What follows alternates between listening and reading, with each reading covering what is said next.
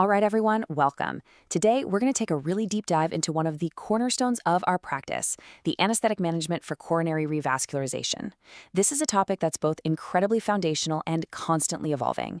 We'll navigate the entire spectrum, starting with the classic on-pump CABG that many of us trained on, and moving all the way through to the sophisticated and intricate world of off-pump, robotic, and hybrid procedures. Our focus throughout will be on the unique physiological puzzles that each of these surgical approaches presents to us, the anesthesiologist in the operating room. So, here's our roadmap for today. We're going to follow a very deliberate clinical workflow because I think it's the most logical way to approach these complex cases. We'll start with the patient themselves, their risk factors, and the fundamental pathophysiology of coronary artery disease. You see, in our practice, deeply understanding the why is what fundamentally informs the how. Once we have that solid foundation, we'll layer on the core principles of our anesthetic management. From there, we'll dissect the specific anesthetic considerations for the major surgical techniques you'll encounter. And finally, we'll look beyond the OR to post-operative care and fast tracking, and then wrap things up by putting our knowledge to the test with some cases and questions. So let's get started. Before we even think about which induction agent to draw up or what our target blood pressure should be, we absolutely have to develop a deep, intuitive understanding of the patient in front of us. These are, without a doubt, some of the most medically complex individuals we take care of. Appreciating their unique physiology, their comorbidities, and their limited reserve isn't just an academic exercise. It is step one. A misjudgment here, a failure to appreciate the fragility of their physiology, can have profound and immediate consequences. So getting this foundation right is truly paramount to a safe outcome. Now, take a look at this table. What's really striking when you compare these risk models, from the older ones to the current Society of Thoracic Surgeons score we use every day, is the incredible consistency. A clear and consistent pattern emerges across the board. Certain red flags always appear. It's absolutely no surprise that poor left ventricular function is a universal concern. I mean, we are about to subject a compromised pump to a situation of extreme physiologic stress. But what's also interesting is to see the evolution. Notice how factors like renal disease and female gender were absent from the earliest models, but are now core components. This really reflects our growing and more nuanced understanding of different risk profiles and outcomes that we have to be attuned to in our preoperative assessment.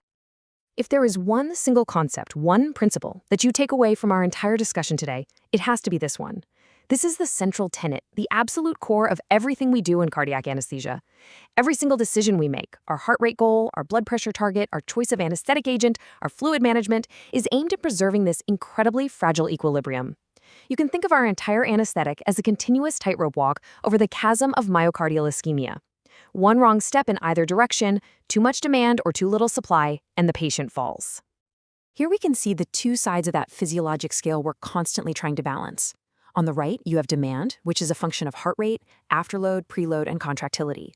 On the left, you have supply, which is driven by the oxygen content of the blood and, of course, coronary blood flow. Now, of all of these factors, we as cardiac anesthesiologists tend to obsess over heart rate, and for a very, very good reason. A tachycardic heart isn't just working harder and demanding more fuel. It's also simultaneously cutting its own refueling time short by reducing the duration of diastole.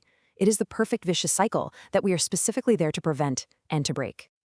Okay, so we've established that supply is critical, but let's break down that supply side in a bit more detail, because it's not as simple as just the blood pressure, right? This is where the disease process itself, the coronary stenosis, has its most direct and devastating impact, and it's precisely where our anesthetic management has to be incredibly precise, minute to minute. Let's really walk through this, because each one of these points is critical. First, we have to think beyond just a simple blood pressure number on the monitor. Coronary perfusion pressure is a gradient. It's the aortic diastolic pressure pushing blood in, minus the left ventricular end diastolic pressure, the LVEDP, pushing back out. An elevated LVEDP, which is common in these sick, non-compliant hearts, actively opposes and steals perfusion pressure from the subendocardium, the area most vulnerable to ischemia. Second, as we've already said, but it bears repeating, tachycardia is a nightmare. It screams for more oxygen while simultaneously slashing the diastolic time available to deliver it. And finally, this point about autoregulation is key. In a healthy vessel, flow is maintained across a wide range of pressures. But distal to a severe stenosis, the vessel is already maximally dilated. It has no more room to compensate. Autoregulation is gone. Flow becomes purely, dangerously dependent on pressure. This is precisely why even brief periods of hypotension are so poorly tolerated in these patients. So, with that deep physiological understanding as our bedrock, Let's now pivot to our role. How do we take all that knowledge and build a safe, effective anesthetic plan? We'll see how this builds into the core principles of our practice, and it starts well before the patient even enters the operating room. We'll examine medication management, our choice of anesthetic agents, and the monitoring strategies we use to keep our patients safe. When we're doing our preoperative evaluation and reviewing the patient's home medication list, some decisions are very straightforward. Beta blockers and statins, they stay. They are cardioprotective, full stop. And withholding them would be a mistake. But then we get to the ACE inhibitors, and this is where you'll see some variation in practice and where the debate really begins. The data is quite clear. Continuing them right up to the morning of surgery significantly increases the risk of that profound vasopressin-resistant hypotension right after induction. It's a real phenomenon. And of course, with potent antiplatelet agents like clopidogrel, the risk of significant surgical bleeding is so high that the guidelines are firm. Stop it 5 days before surgery, if at all possible. Ah, the great debate. TIVA versus volatiles. We've all seen the papers, we've all had the discussions in the physician's lounge. For many types of surgery, the evidence can be a bit ambiguous. However, when we are talking specifically about patients undergoing coronary revascularization, patients who we know are going to have an ischemic insult, a very clear consensus has emerged based on a wealth of compelling clinical data. The evidence is really overwhelming at this point. Volatile anesthetics are not just passive agents that provide anesthesia. They are active cardioprotective drugs. They trigger cellular pathways, much like the phenomenon of ischemic preconditioning, that essentially armor the myocardium against subsequent ischemic insults. And this isn't just a finding in a petri dish. It translates directly into clinically meaningful outcomes like lower postoperative troponin leaks, better preservation of ventricular function, and even improved long-term survival. But here is the absolutely critical part to unlock these benefits. The duration of exposure matters. This is not a one-shot deal. The protective effects are maximized when the volatile agent is on board from induction through bypass and right up to the end of the procedure. You have to essentially bathe the myocardium in this protective state for the entire period of risk. This slide really clarifies the hierarchy of our intraoperative ischemia monitors. While we are watching every single parameter like a hawk, TEE is truly in a class of its own. Let's be very clear.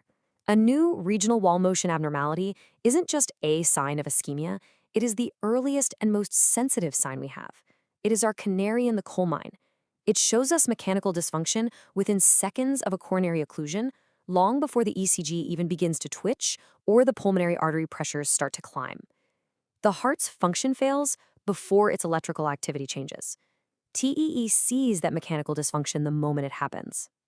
Okay, so now let's apply these foundational principles to the anesthetic management for the workhorse, the most common procedure in adult cardiac surgery, conventional on-pump coronary artery bypass grafting. This sequence really outlines the familiar workflow of a conventional CABG. Each step has its own anesthetic focus. During induction and pre-bypass, our goal is absolute hemodynamic stability while the surgeons are harvesting conduit. Then comes the critical transition point, full heparinization. We give a large dose of heparin, targeting an activated clotting time, or ACT, of over 450 seconds to prevent any thrombosis in the bypass circuit. But the real moment of truth, the phase that tests our skill, our preparation, and the surgeon's work, is weaning from bypass. This is where the heart, now hopefully well reperfused, but also stunned from cardioplegia and the surgery itself, has to take back the full workload of perfusing the entire body. It is a moment of maximum vulnerability and requires our utmost vigilance and a systematic approach.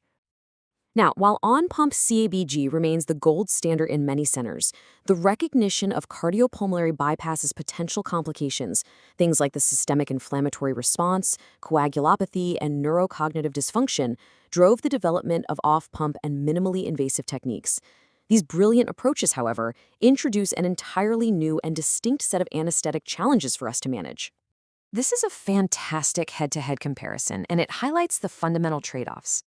The most critical distinction for us in anesthesia is the primary challenge. For on-pump cases, we are managing the systemic, inflammatory, and hematologic effects of the bypass machine itself. But for off-pump, or OCAB, we are wrestling with profound beat-to-beat hemodynamic instability that is caused by the surgeon physically manipulating and positioning the beating heart. This represents a fundamental shift in our focus. With on-pump, we're managing the physiology of the machine. With OCAB, we are managing the physiology of the maneuver. This quote perfectly captures the entire essence of the problem in OBCAB. Grafting the anterior vessels, like the LAD, is often quite manageable hemodynamically. But the real test, the moment of greatest instability, comes when the surgeon needs to lift the heart up and out of the pericardial well to get exposure to the posterior and lateral vessels, like the circumflex and RCA branches. The second they say, okay, let's get the circ, you know it's game time.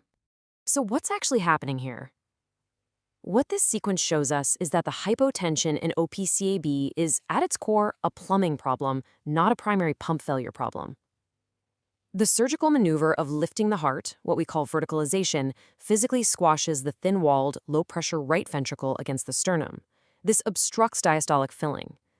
If the ventricle can't fill, it can't pump, leading to a precipitous drop in preload, and therefore cardiac output. So our management is also largely mechanical. We use steep Trendelenburg positioning and aggressive volume loading to physically increase the filling pressures and counteract that external compression.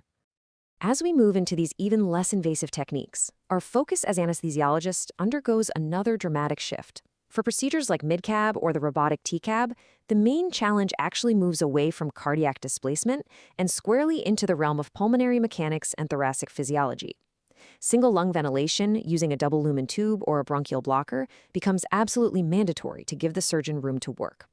And for robotic surgery, we have to contend with the unique challenge of CO2 insufflation into the chest, which increases pressures like the CVP and PAP, often while decreasing cardiac output. Our responsibility does not end when the final stitch is placed and the drapes come down. The anesthetic technique we choose in the operating room and how we manage the patient throughout the case has a direct and profound impact on their immediate postoperative course and our ability to facilitate a rapid, safe recovery in the ICU. The concept of fast-tracking has really become the standard of care for most elective CABG patients. And this isn't about speed for speed's sake. It's about minimizing the very real complications associated with prolonged mechanical ventilation and ICU stays. To achieve this, we've largely moved away from the old high-dose narcotic techniques and instead embraced a balanced approach using short-acting agents, like our cardioprotective volatile anesthetics, and placing a heavy emphasis on multimodal, often regional, analgesia to provide excellent pain control without causing respiratory depression. All right, we have covered a tremendous amount of ground. We've journeyed through core physiology, pharmacology, and the distinct challenges of on-pump, off-pump, and minimally invasive procedures. Now, let's put it all together. We'll solidify these concepts by applying them to a few review questions and a common clinical scenario you're likely to encounter. Okay, first question for you. Think about a robotic case, a TCAB. What are the two major anesthetic challenges that you have to manage in that case that you just don't even think about in a standard open sternotomy cab? Think about the surgical access and the environment. And the answer, of course, is first, the absolute necessity for single lung ventilation, and second, managing the complex hemodynamic and respiratory consequences of CO2 insufflation into the thorax. These two factors completely change the game from a standard case and really get to the heart of how the surgical approach dictates our entire anesthetic plan. All right, let's move on to a case. This is a classic scenario. You have a patient coming for a CABG, they have a history of a large anterior wall MI, and the preoperative echo shows a residual LV aneurysm. The surgeon knows about the aneurysm, but what is the one crucial question that your intraoperative TEE needs to answer for them before they can finalize their surgical plan?